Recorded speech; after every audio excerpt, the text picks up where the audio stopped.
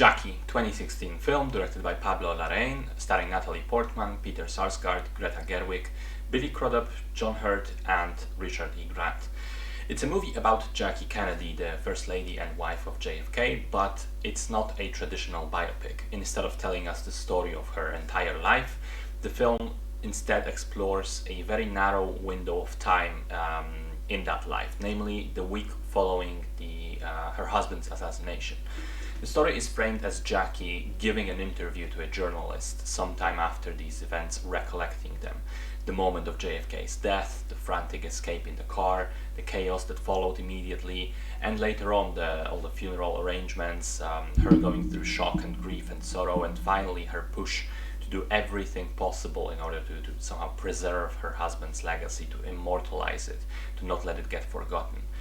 We flash back and forth in time. Some of the scenes are cut and spliced non-linearly, and in fact that's the way they were shot as well. Apparently the director even told Natalie Portman to treat every single scene like its own separate thing, like its own separate little film, not to rely on chronological order because it wouldn't matter in editing anyway. So first things first, Natalie Portman is stunning as Jackie Kennedy. She is in every single scene of the film, and it is her film. And she has two jobs essentially. One is to convincingly portray a real person, someone of whom there are many recordings and photographs, someone who we know how they looked, but also how they sounded. Jackie had a very unique, distinct way of talking, specific accent, coupled with this quiet way of saying her words. Secondly, there are also sequences that happen in private and show Jackie as she really was, or rather as she could have been, when the cameras were not present. When the facade of being calm, collected and reasonable can finally drop and she's allowed to show her true emotions and feelings. I think that Portman nails both parts of this portrayal. She is totally convincing in every scene. She just disappears into the role, and I'm still wondering if it isn't her best performance of her career, beating even the one in Black Swan. I think you can definitely make a strong argument for either of those two. When we get past the central performance, the second thing that shines through is the production design. Costumes, sets, furniture, hair, the way camera lenses are mimicking the footage from that time period. And in fact, some scenes have actual real footage spliced with new film. All of that is also splendid. The designers did a marvelous job. I also really enjoyed the music, occasionally haunting, like something from a horror film. One scene in particular comes to mind. It's the scene on the plane just hours after the assassination, where Jackie is still in the same pink costume, still just processing what even happened.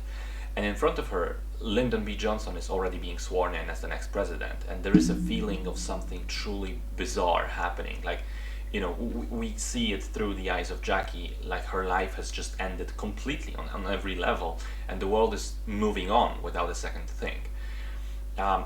There are, however, two things that I found lacking in the movie. One has to do with what I already mentioned about some scenes being out of chronological order and going back and forth.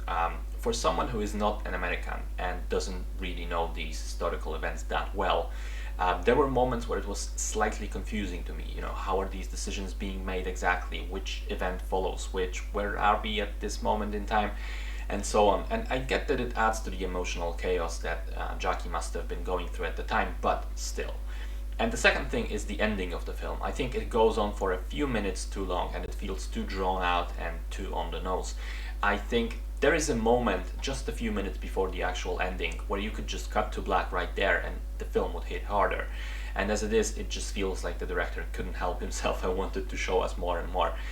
In any case though, I think it's a really solid film overall that stands almost entirely on the shoulders of Natalie Portman and relies on her in order to be much more of a character study than a biopic. And she does pull through.